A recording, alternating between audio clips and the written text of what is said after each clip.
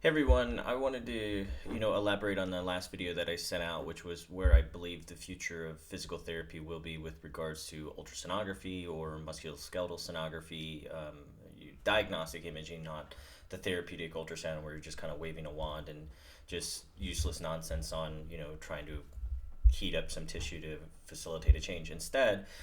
So in the previous video, I talked about how I think that the profession is really going to transform in the next couple of years and hopefully in the next several decades to really just become more of an all-inclusive autonomous musculoskeletal provider. And some of the questions that come with that is how will we get paid, or how can we get paid? And those are all good questions, so hopefully today I can answer some of those. First and foremost, when I started doing the diagnostic ultrasound about 3.5 years ago, it's April 2020 right now, the time of this recording. And when I started doing it, I was in a private practice with myself, basically just self employed. And I did not have any insurance contracts to date. And currently now, current date, the only insurance contracts we have now is with Medicare Part B and one private insurance contract, but thankfully we actually don't use it that much. Most of our patients just opt out of private insurance at this point. They're tired of the headaches. So, but we'll talk about where we were in the beginning and then where I was now. So previously, back then, I was just charging $200 a visit for each consult, either a consultation or follow-up visits. There was no charge difference whether it was an eval or a follow-up. And one of our whole claim to fame with our patients were that you will not get upcharged on a visit. A visit with us is a visit. So you're basically getting our time and our knowledge, and whatever you need during that visit is what you're going to get. So in the event that a patient either wanted to utilize the diagnostic ultrasound or I felt it was a good option to utilize the diagnostic ultrasound, I would go ahead and do it. There would be no additional charge whatsoever. So that was always just a built-in price. Our patients, we actually got quite a bit of patients from that. They saw the value in it. They saw the value that, hey, I wasn't getting nickel and dimed, and they would kind of come to us, or they would actually get therapy somewhere else and say, hey, I want to get a consultation with you, as opposed to going down the rabbit hole of an orthopedic surgeon or their primary care who's just going to send them through the same rabbit hole where they would end up with an orthopedic surgeon anyway.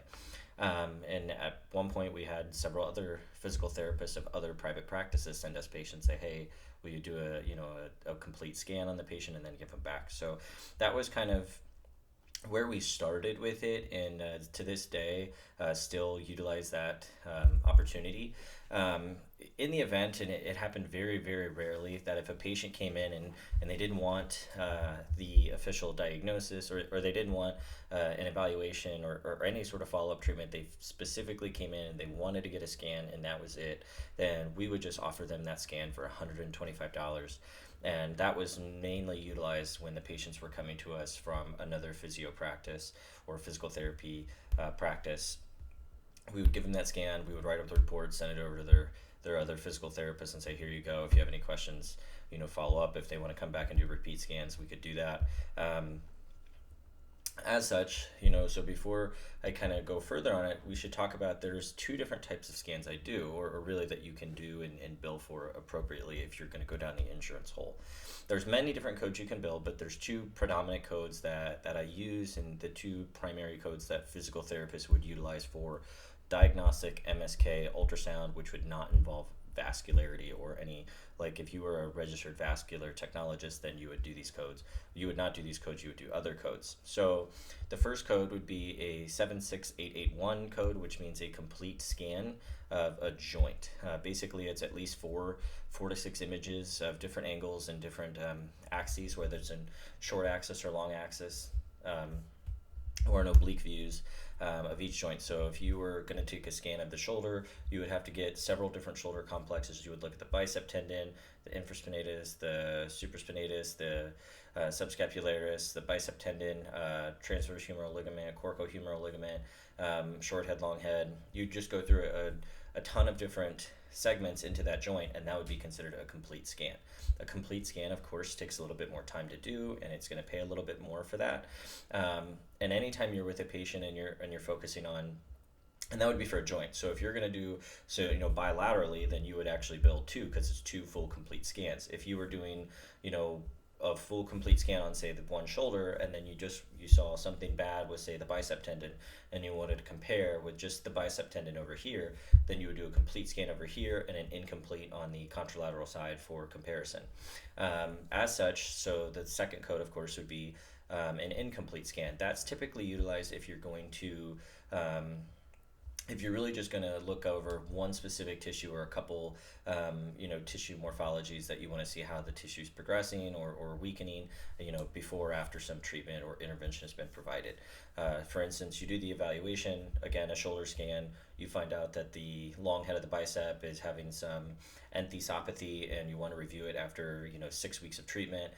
You'll go back. You're not going to do a full scan. There's really no need. It's not necessary unless you've found multiple lesions or pathologies you want to review. But if you have one specific thing you want to look at, you'll go in the second time and you'll just do an incomplete scan, look at the exact tissue that you're looking at, and that's it. So that code would be 76882. Like I said, it pays a little bit less, but both of these are untimed codes. They're not timed. For the most part, the first time you use these codes, it'll probably take you like 20-30 minutes to do them. Once you get good at it and you get comfortable with your skills and you don't need to look it up between patients, then it'll probably, like on average, it takes me maybe 5 to 6 minutes to do a complete scan, and less than 3, and that's considering booting up the machine and actually getting it ready, to the point where you're wiping the gel off, you're done with the scan. It takes maybe 3 minutes for an incomplete scan. And so it's very advantageous. It's cost effective if you're billing out to patients or billing out to insurances on their behalf and with patients. They just love it. They finally feel like they get to spend time with a real provider who's not only going to do something, but they can do it right there.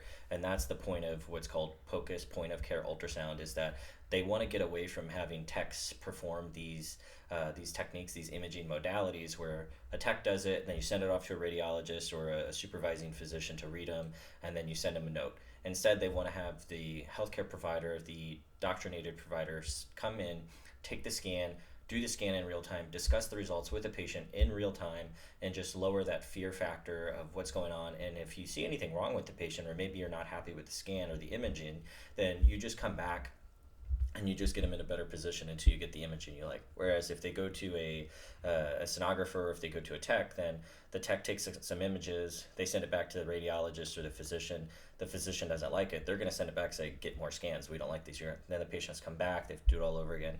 It's really time consuming and burdensome for them. So the whole notion of point of care ultrasound is becoming increasingly popular. It's a very big and forward push into all of medicine, not just physical therapy, to have the providers do it directly. So one of the other things that is, I keep getting questions on is, so how do I price it with a patient? Like I said, I don't increase the price range for my patients with respect to, increasing the price if they're going to have the scan or not. Now, with Medicare does allow you to bill for this procedure currently.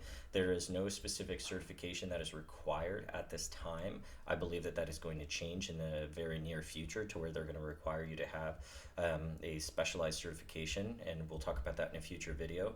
And at that point in time, you would not be able to bill out to Medicare beneficiaries on behalf of that. But currently, at this time of this recording, there is no limitation on who can bill it, with the billing provision that you are,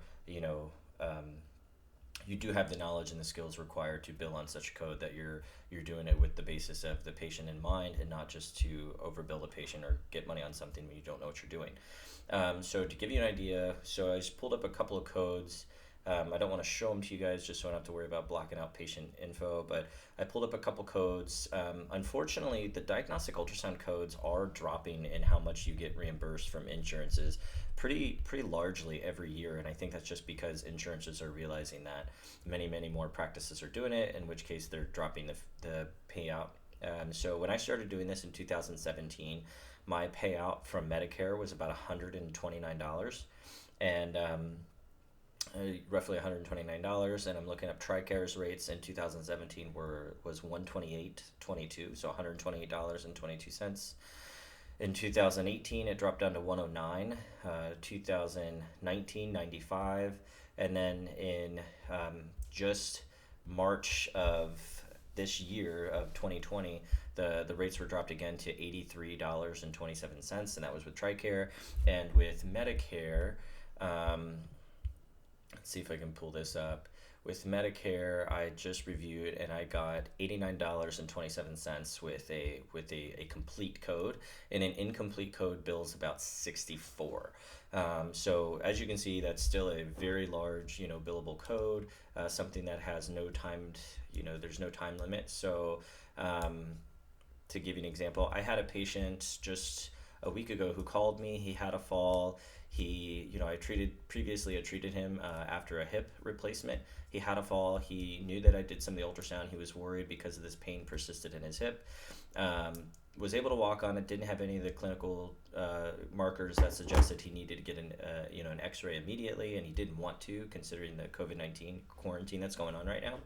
So he called and he said, "Hey, can you come and do an evaluation and then an ultrasound scan?" I ended up spending about 30 minutes with the patient. I got an evaluation code in, as well as a complete ultrasound code for his hip. And so I was with them for about 30 minutes, and I looked at my billing. After the billing was said and done, between the evaluation code and the ultrasound code, it billed out, not billed out, but what I will receive from insurance would be $179.57. So, to give you an idea that not only is this, beneficial for our patients, extremely beneficial to keep them out of the surgeon's hands and out of the, just higher level physicians who are just going to talk our patients into procedures that they don't necessarily need.